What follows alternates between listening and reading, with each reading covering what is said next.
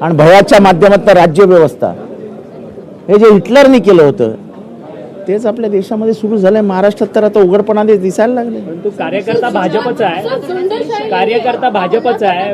अहो, झुंडशाही म्हणजेच फॅसिझम, धर्म आधारित राजकारण म्हणजेच फॅसिझम.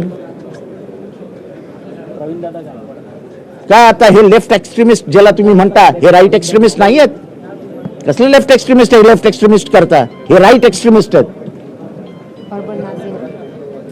अर्बन नाझी, हे अर्बन नक्सल सोडावं, ते सापडतील तरी.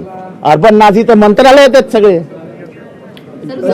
शिवरायांच्या काळामध्येच मावळे जय भवानी जय शिवाजीचे नारे देत होते. आता बंद करा, जय शिवाजीचा नारा बंद करा. जय छत्रपती छत्रपती श्रीमंत शिवाजी महाराज असं म्हणता.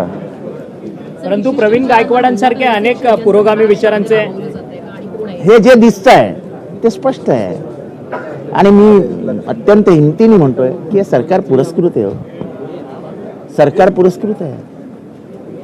हा बाबा जुना भाजपचा कार्यकर्ता आहे.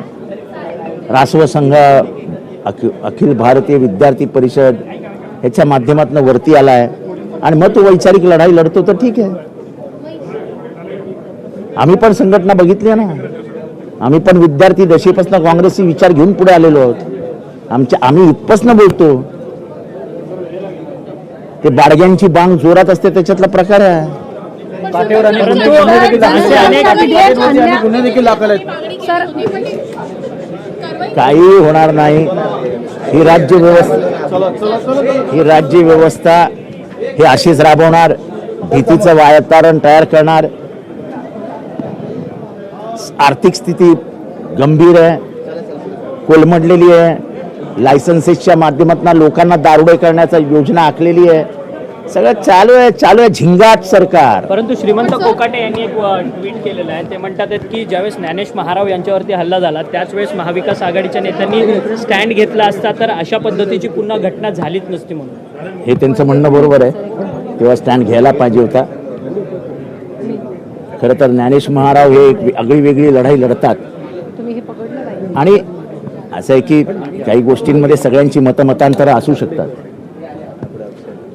पण मतमतांतर आहेत म्हणून तुम्ही कोणाचा जीव घ्याल, मारून टाकाल, हे लोकशाही नाही आहे. Ajit Pawar house of profit काटेवरती अनेक गुन्हे देखील दाखल आहेत. प्रदीप काटेवर अनेक गुन्हे देखील. मला माहिती आहे मर्डरचा गुन्हा दाखल आहे असं म्हणतात लोक. काय माहित काय. अजित पवारांवर हाऊस ऑफ प्रॉफिटचा आरोप होताना पाहायला मिळतोय. मद्य परवाने येणार आहे, जवळपास 20% परवाने वाढवण्यात येणार आहे आणि ते पण विदेशी मद्य बनवणाऱ्या कंपन्यांना देण्यात येणार आहे. ते सगळेच कंपन्या कोणत्या ना कोणत्या तरी राजकीय व्यक्तीशी, घराण्याशी संबंधित आहेत. असं आहे की कोणाशी संबंधित आहे त्याहीपेक्षा या महाराष्ट्राचे संस्कार आणि संस्कृती बर्बाद करण्याचा प्लॅन आहे. बहिणींना पैसे द्यायचे आणि बहिणींच्या पैशातनं चपटा आणायला मदत करायची का? यांचा सिंबॉल मॅकडोनल्ड होणार आहे. ये सरकार किसकी है? ये सरकार विजय मल्ल्या की है. लोकशाही मराठी ऐका, पहा, जागरूक रहा.